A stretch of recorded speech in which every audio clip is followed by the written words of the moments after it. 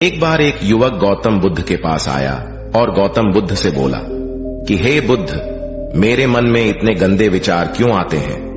मैं नहीं चाहता कि मेरे मन में गंदे विचार आए, पर मेरे मन में हमेशा काम वासना के विचार चलते रहते हैं और मैं इनके बारे में सोच सोच कर बहुत परेशान हूं। मेरी ऊर्जा और समय यह सब सोचने में ही नष्ट हो जाती है और इन सब के विचारों की वजह से मैं कभी भी शांत नहीं रह पाता और मैं हमेशा ही स्त्रियों को देखकर मोहित हो जाता हूं। इन विचारों को अपने आप को रोक ही नहीं पाता।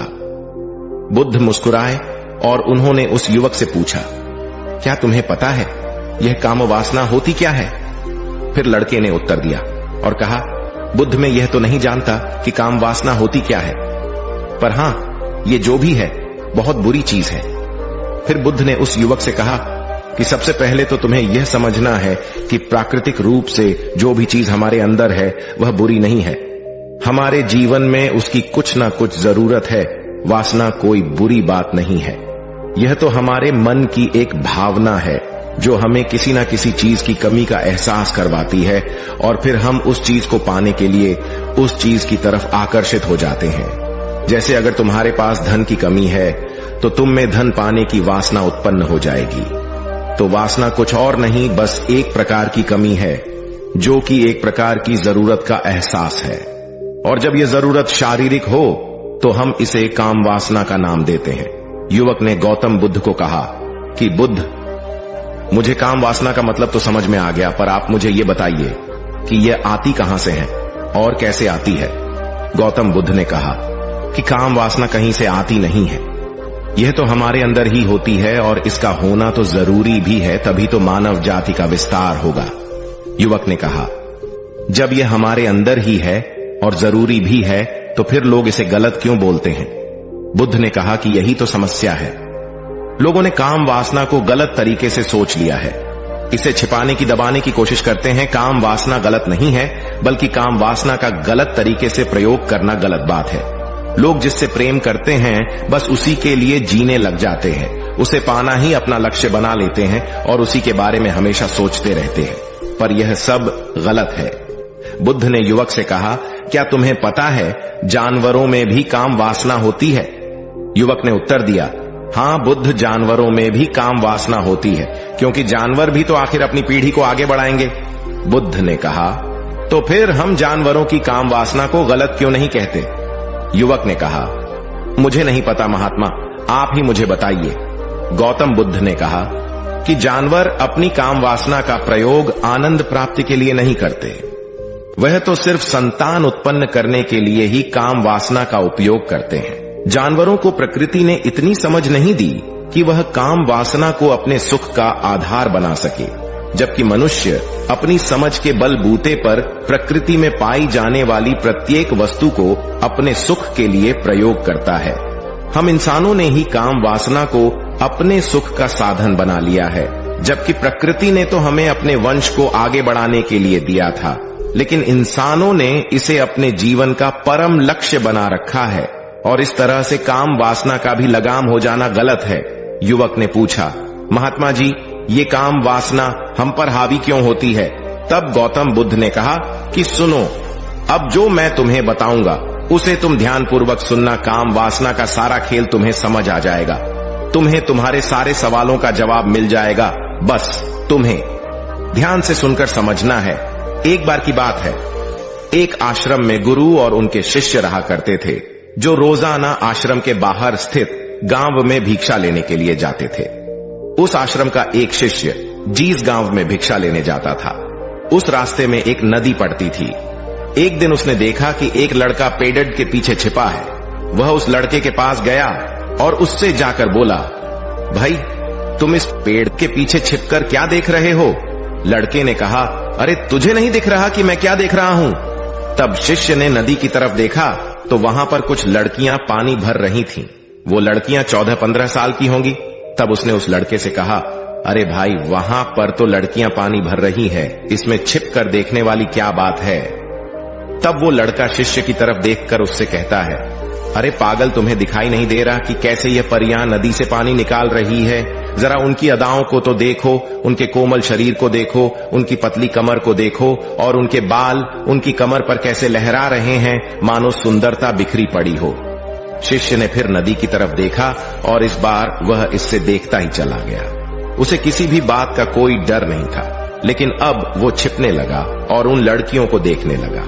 और जब वो छिपकर उन लड़कियों को देख रहा था, तभी वह अचानक अंदर से कांप गया और उसने कहा कि यह मैं क्या कर रहा हूं, मैं जो कर रहा हूं वह सही नहीं है, मुझे यहां से चले जाना चाहिए। और फिर वह जल्दी से वहां से चला गया। वो आश्रम पहुंच जाता है। आश्रम जाकर वो अपने कार्यों में लग गया, लेकिन जो अब भी वह देखकर आया था वही उसकी आंखों के सामने बार बार आ रहा था। उसके मन में वही दृश्य चल रहा था। उसके मन में वही सब कुछ देखने के लिए लड़ाई हो रही थी। उसका किसी भी काम में मन नहीं लग रहा था। सुबह होते ही वह रोज जल्दी ही भिक्षा के लिए आश्रम से निकल जाता और उस नदी के पास वाले पेड़ के पास जाता, और जहां पर वह लड़का पहले से मौजूद रहता था, उस लड़के के साथ मिलकर लड़कियों को छुप छुप कर देखता था। अब वह रोज ऐसा करने लग गया। यह उसके रोज का काम हो गया। अब उस शिष्य का मन किसी भी काम में नहीं लगता था। वो हमेशा ही किसी न किसी प्रकार के विचार में उलझा रहता।